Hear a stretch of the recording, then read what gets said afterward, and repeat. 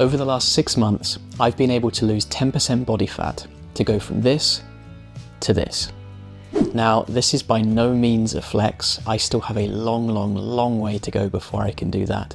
But I was able to set myself a plan and stick to it for over 6 months, which I know can be a real challenge for a lot of people. It's always been a challenge for me on every previous attempt to lose weight. So in this video, I want to share with you what worked for me in the hope that it works even better for you. Sound good?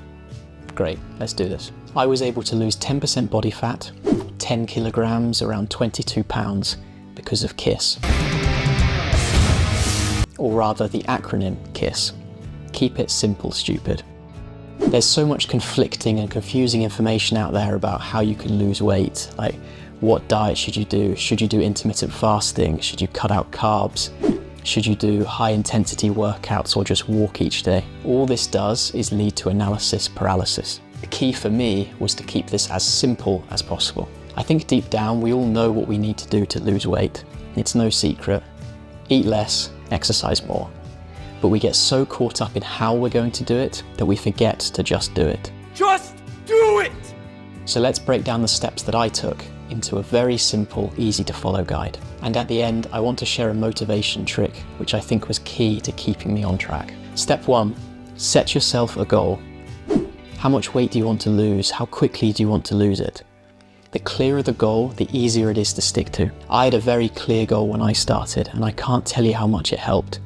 I was able to track my progress and see how much closer I was to achieving the goal. Step 2, food. Now, my advice is don't go for a specialty diet like keto or carnivore.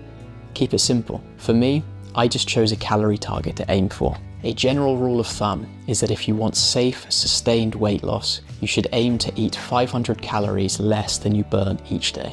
Calculate your calories burnt each day by using a fitness tracker or by using a TDEE calculator. Link in the description. I think it's better to underestimate the number of calories you burn each day rather than overestimate. Fitness trackers can be quite inaccurate when it comes to counting calories during exercise, and this can lead us to think that we're burning a lot more calories during exercise than we actually do. My approach was to find my basal metabolic rate, which is basically the number of calories my body burns if I just lay in bed and did nothing all day. Then I set this as my calorie target for the day. That way, any movement I made, any exercises I did, all led to weight loss. Keep it simple. Next, take the total number of calories you can eat during the day and split it into 3 meals. Now, of course you could eat more than 3 meals, but remember, we're trying to keep this simple. Now you have your plan. Just count the calories and eat whatever you want. You want a pizza? Go right ahead if it makes you feel any better. Just make sure you count the calories and stick to your daily target. This way you're less likely to fall off your diet because you're still eating the foods you love, just a controlled amount of it. I still eat pasta and pizza and chicken nuggets, whatever.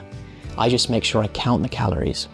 And if, let's say, I have 800 calories left for the day and I eat an 800 calorie pizza, that's it, no more food for the day, no exceptions. If you mess up one day, don't worry, just try not to mess up 2 days in a row.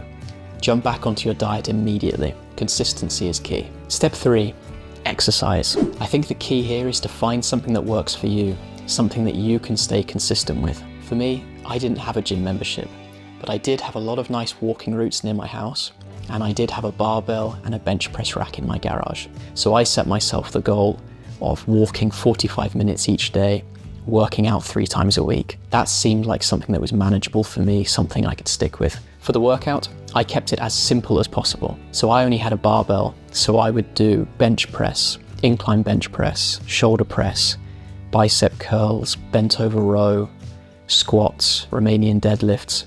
Basically a full body workout with just a barbell. And I would do this 3 times a week, either increasing the number of reps or increasing the weight each week. This is something called progressive overload. And I wanted to do this because although I wanted to lose weight, I also wanted to maintain as much muscle as possible. And I'd read that progressive overload could help with this. Are there better workouts I could be doing? Sure there are. But this is what I needed to get started and to make this a routine. If I hadn't kept it simple, I wouldn't have stuck at it. And I wouldn't now be in a position where I want to investigate more varied workout routines. It's now a choice, not a chore. And the bonus step, Now, I said earlier that I was going to share a motivation trick that really helped me on my way. I've mentioned this in a couple of my other videos, but I do really think this is a great trick to implement. It's Sigmund Freud's pleasure-pain principle. Basically, it states that as humans, all of our actions are driven by running away from pain and towards pleasure. So I tried to harness this when losing weight, and tried to make losing weight pleasurable and not losing weight painful. For example, you could make your goal public, and then that way if you don't reach your goal, it's embarrassing, it's painful. Maybe you make a list of all the bad things that will happen if you don't lose weight, and use this as a driver. Really wallow in that pain and use that as a driving force to help you. Alternatively, or ideally in combination with, you can focus on pleasure. Maybe you break down your goal into milestones and you reward yourself along the way. Maybe when you achieve your goal, you go on that weekend trip you've been planning, or you buy that new guitar you've been eyeing up. Think of ways that you can make losing weight pleasurable, and you'll have extra drive to achieve it. Now for me, I found that pain was a much stronger driver than pleasure, so maybe you start off with that one first. And there we have it. Don't overthink it. If you keep it simple, you will stay consistent. And if you stay consistent and you've set yourself the right goal, I promise you, you will lose weight. That's what worked for me. I hope it works even better for you. Good luck. I'll see you in the next video.